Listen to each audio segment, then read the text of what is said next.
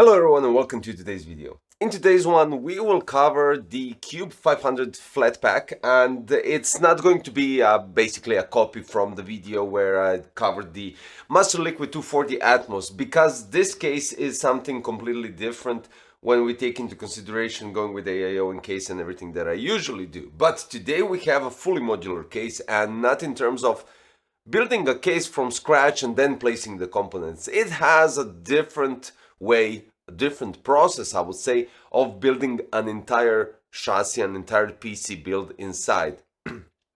So when it comes to modularity, it doesn't go in terms of reverting the motherboard tray, right? Because what you can do is you can flip the case around and do it as such. It's quite easy because it's a cube, so you don't have to flip anything anywhere. It's just simple as that.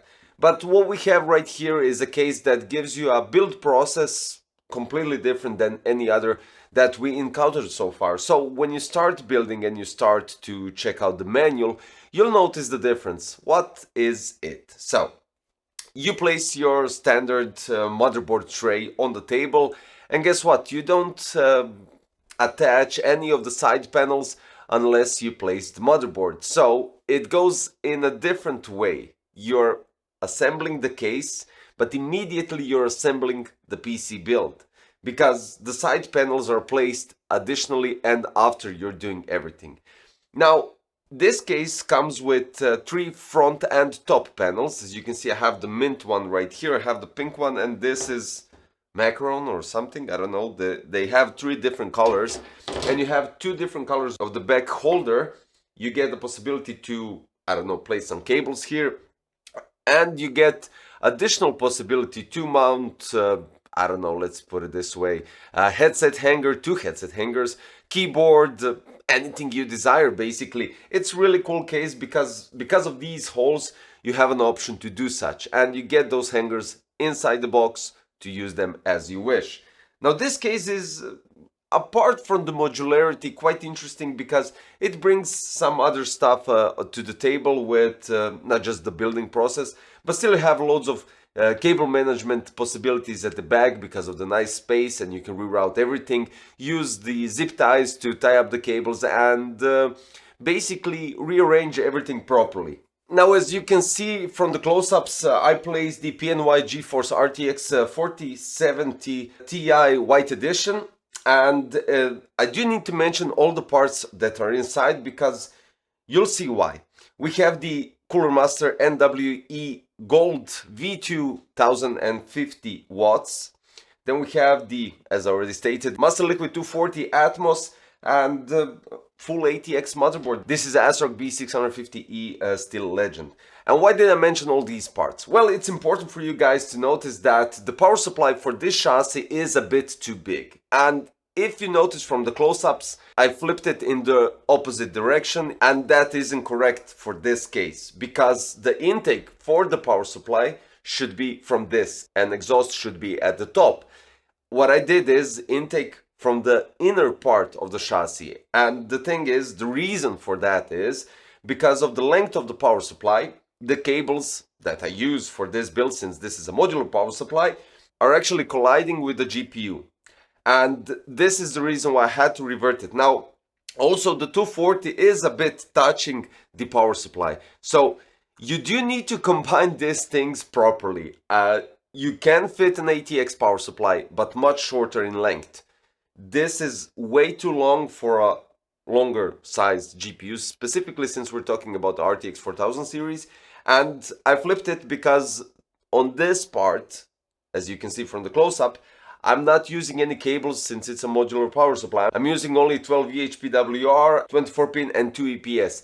And that's all there is to it. This is why I didn't use the controller for the Master Liquid 240 Atmos, because I couldn't plug in the SATA cable. If I did, I wouldn't be able to place the GPU. If I rotate the power supply, the GPU won't fit because we have limitations. So yeah, there's that. If you go with this power supply, then the maximum length of the GPU can be 274 millimeters.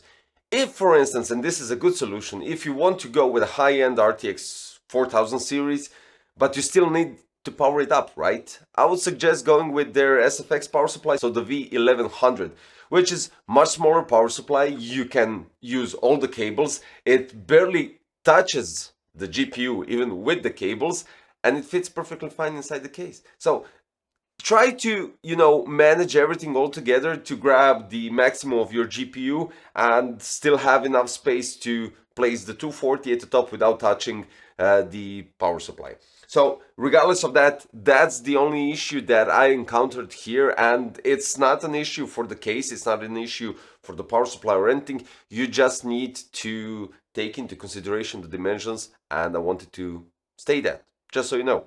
So at the bottom you can place either two 140 or two 120 millimeter fans, and I didn't place them because I didn't have any Cooler Master fans, because I really wanted to have an entire Cooler Master case build as much as possible. So this will definitely help you with the intake, and you could possibly, if you go with the V1100 power supply, you could place another intake on front, 120. I wouldn't bet on 140, but there's a possibility to do that. So you'll have 3 intakes and 3 exhausts, 2 at the top on the AIO and 1 at the rear.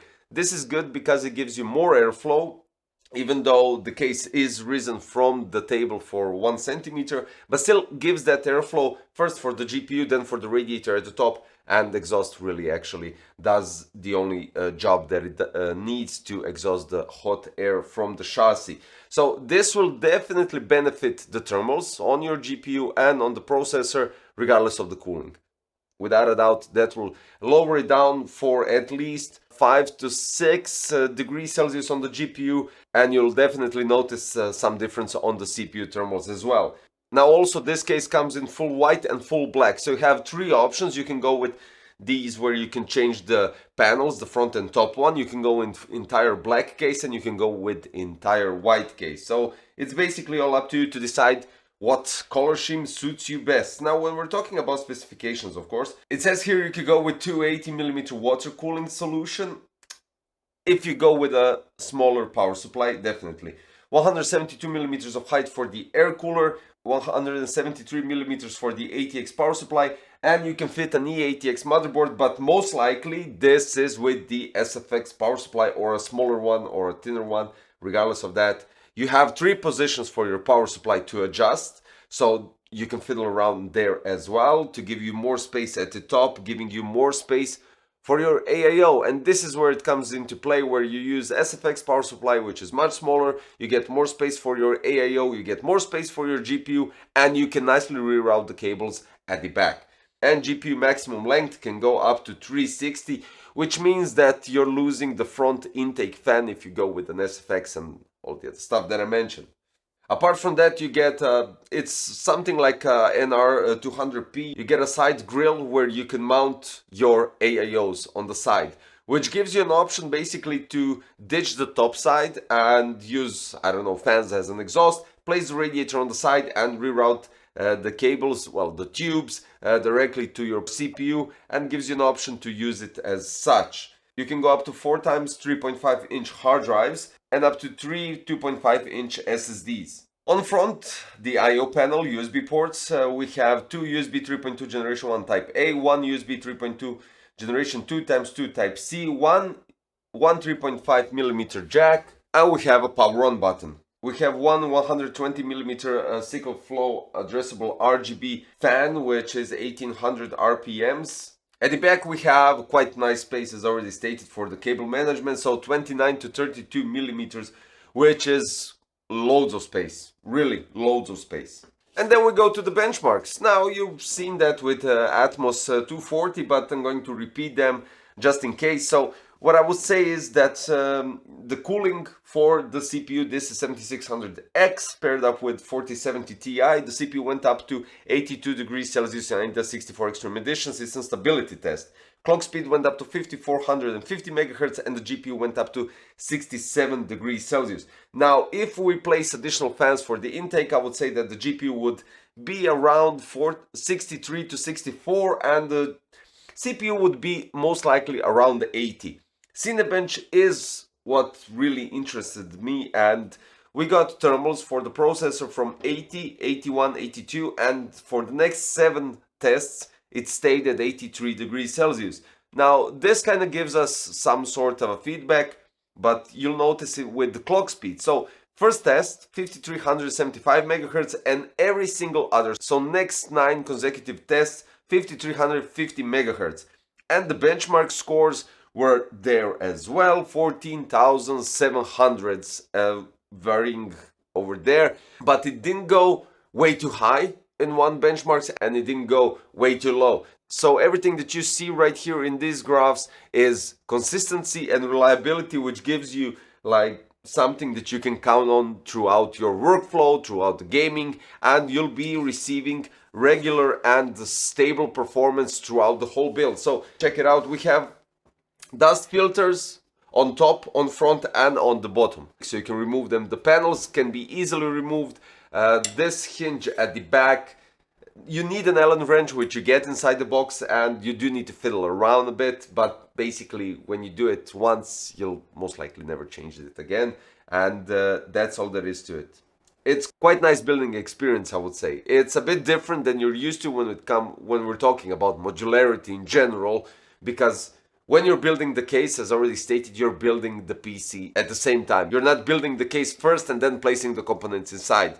You're doing everything simultaneously, and this is quite cool. So I would say it's a quite nice refreshment a bit. It's not something that is big improvements, but it definitely is something new that I haven't seen so far. Apart from the modularity, building everything all together is a quite nice addition to the case. So guys, the link for the QUBE 500 FLATPACK is in the description below. And I'll place the links for the Cooler Master Liquid 240 Atmos as well, so you can check out and pair it up with the case. And that'll be all for today. If you still didn't leave, don't forget to subscribe, hit the like button, click the notification bell so you don't miss any future content, because more is coming quite shortly. Thank you for watching. See you very soon, guys. Bye bye.